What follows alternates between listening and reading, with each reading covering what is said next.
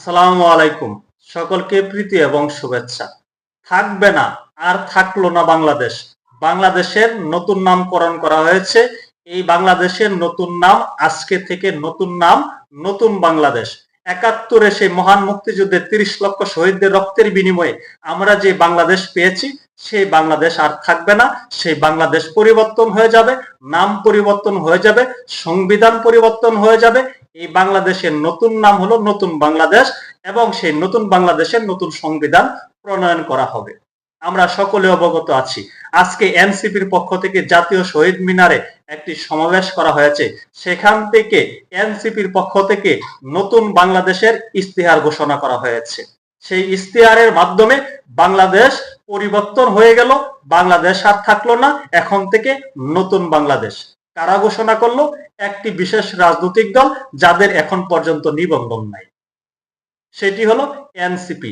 আমরা সকলে অবগত আছি, জাতীয় শহীদ মিনারে এনসিপির সমাবেশ থেকে এনসিপির আহ্বায়ক নাহিদ ইসলাম নতুন বাংলাদেশের ইস্তেহার ঘোষণা করেছেন। সেখানে যে ইস্তেহার ঘোষণা করা হয়েছে, সেই ইস্তেহারগুলো আপনাদেরকে আগে একটু শোনাই। ১ নাম্বার, নতুন সংবিধান ও সেকেন্ড রিপাবলিক। ২, জুলাই অভ্যুত্থানের স্বীকৃতি ও বিচার। ৩, গণতন্ত্র ও রাষ্ট্রীয় প্রতিষ্ঠানের সংস্কার। ৪, ন্যায় ভিত্তিক বিচার ব্যবস্থা ও আইন সংস্কার। ৫, সেবামুখী প্রশাসন ও দুর্নীতি দমন। ৬, জনবান্ধব আইন শৃঙ্খলা রক্ষাকারী বাহিনী। ৭, গ্রাম পার্লামেন্ট ও স্থানীয় সরকার। ৮, স্বাধীন গণমাধ্যম ও শক্তিশালী নাগরিক সমাজ। ৯, সার্বজনীন স্বাস্থ্য। ১০, জাতি গঠনের শিক্ষানীতি। ১১, গবেষণা, উদ্ভাবন ও তথ্য প্রযুক্তি বিপ্লব। ১২, ধর্ম, সম্প্রদায় ও জাতি সত্তার মর্যাদা। ১৩, নারীর নিরাপত্তা, অধিকার ও ক্ষমতায়ন। ১৪, মানব কেন্দ্রিক ও কল্যাণমুখী অর্থনীতি। ১৫, তারুণ্য ও কর্মসংস্থান। ১৬, বহুমুখী বাণিজ্য ও শিল্পায়ন নীতি। ১৭, টেকসই কৃষি ও খাদ্য সার্বভৌমত্ব।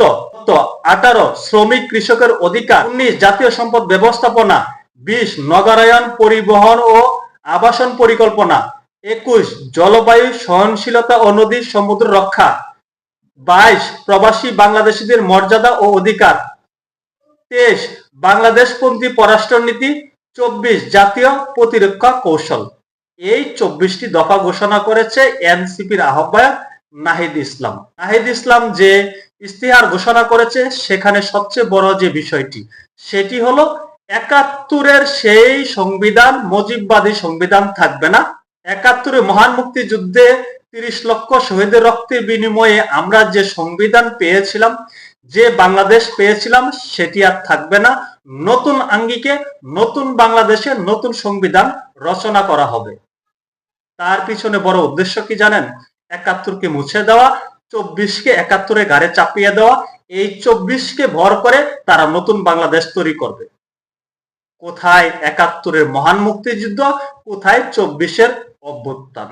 একটি অভ্যুত্থান মহান মুক্তিযুদ্ধের গাড়ে চাপিয়ে দিয়ে মহান মুক্তিযুদ্ধকে খাটো করে মহান মুক্তিযুদ্ধকে মুছে দেওয়ার কথা বলা হচ্ছে মুজিববাদ সংবিধান এর কবর রচনা করা হবে। মুজিববাদ সংবিধান আবার কি? এটা তো বাংলাদেশের সংবিধান। মহান মুক্তিযুদ্ধের মাধ্যমে এই সংবিধান আমরা পেয়েছি, সেই সংবিধান মুছে দিতে হবে। কারা মুছে দেবে? একটি বিশেষ রাজনৈতিক দল, যাদের এখন পর্যন্ত নিবন্ধনই হয় নাই। তারা মুষ্টিমেয় কয়েকজন ব্যক্তি মিলে জাতীয় শহীদ মিনারে দাঁড়িয়ে নতুন বাংলাদেশের ইস্তেহার ঘোষণা করলো।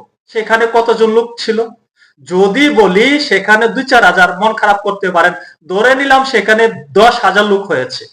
১০,০০০ লোকই কি নতুন বাংলাদেশের নাগরিক? আর বাকি গুলাকে সমুদ্রে ফেলে দিবেন, বঙ্গোপসাগরে ফেলে দিবেন? আপনাদের সংবিধান, আপনাদের ইস্তেহার যদি মানুষ মেনে নিত, সেখানে লক্ষ লক্ষ মানুষের সমাগম হওয়ার কথা ছিল। এই এনসিপির পক্ষ থেকে তো ঘোষণা করা হয়েছিল, জাতীয় শহীদ মিনারে ১০ লক্ষ মানুষের সমাগম করা হবে। ১০ লক্ষ মানুষ হাসনাত, নাহিদ, সাজুস আলমরা জীবনে দেখেছে? ১০ লক্ষ মানুষ জোগাড় করতে, ঐক্যবদ্ধ করতে, সমাবেশে আনতে কি করা লাগে সেটা তারা জানে। সে সক্ষমতা তাদের আছে। তাদের সমাবেশ শুরুর আগে আমরা বিভিন্ন গণমাধ্যমে দেখেছি কয়েকজন ইন্টারভিউ দিচ্ছেন, সাক্ষাৎকার দিচ্ছেন। সেই সাক্ষাৎকারে অনেককে জিজ্ঞাসা করা হলো তারা কেন এসেছে, কাদের সমাবেশে এসেছে, তারা নিজেরাও জানে না। এটা যে এনসিপির সমাবেশ সেটি অধিকাংশ লোকেই জানে না।